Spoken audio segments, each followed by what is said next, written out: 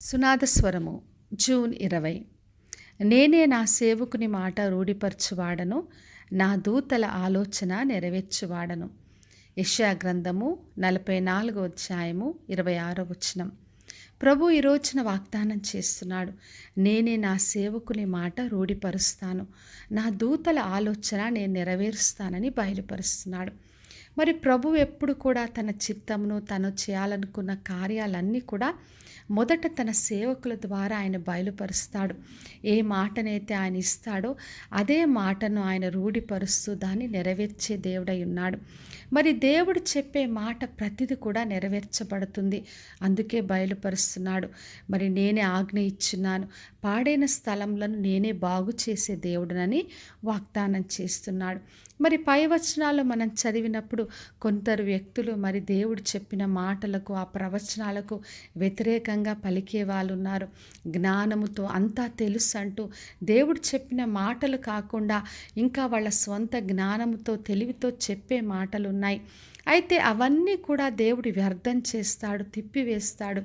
వారి విద్యను అవిద్యగా నేను మార్చేవాడనని వాగ్దానం చేస్తున్నాడు.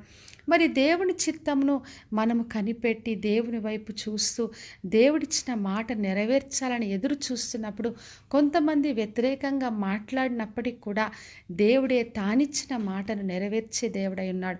అందుకే మనము దేవుని నుండి ఏ మాటను పొందుకున్నా ఆయన నెరవేర్చాలని ఆయన వైపు చూడాలి. మనుషుల వైపు వాళ్ళ ఆలోచన వైపు కాకుండా దేవుడు తప్పక ఆ మాట నెరవేరుస్తాడని దేవుని వైపు చూస్తూ దేవుని నుండి మనం పొందుకోగలం.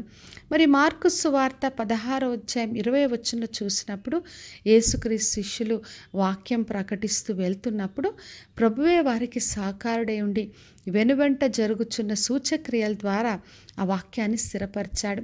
మరి శిష్యులు వాక్యాన్ని మాత్రమే ప్రకటించారు, కానీ మరి దేవుడే ఆ ప్రతి కార్యాన్ని ప్రతి ఒక్క వాక్యాన్ని ఆయన్నే స్థిరపరిచాడు. కాబట్టి నా ప్రియ సహోదరి సహోదర, దేవుడు చెప్పిన మాటను ఆయన నెరవేర్చే దేవుడు. అది సేవకుల ద్వారా ప్రకటించిన ఎవరి ద్వారా చెప్పినా కూడా మనుషుల వైపు చూడొద్దు, ఆయన వైపు చూద్దాం. ఆయనే ప్రతి మాట నెరవేర్చే దేవుడు. కాబట్టి విశ్వాసంతో ఆయనను ఆశ్రయించి ఆయన ద్వారా గొప్ప మేలును పొందుకుందాం. ప్రార్థన చేసుకుందాం.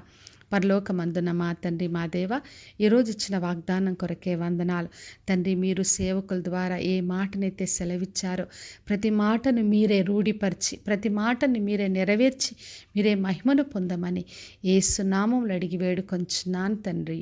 ఆమెన్. ఈ శుభవచనము వినుచున్న ప్రతి ఒక్కరి జీవితంలో నెరవేర్చబడునుగాక. నేను మీ ప్రియ సహోదరి మంచులాచరణ్.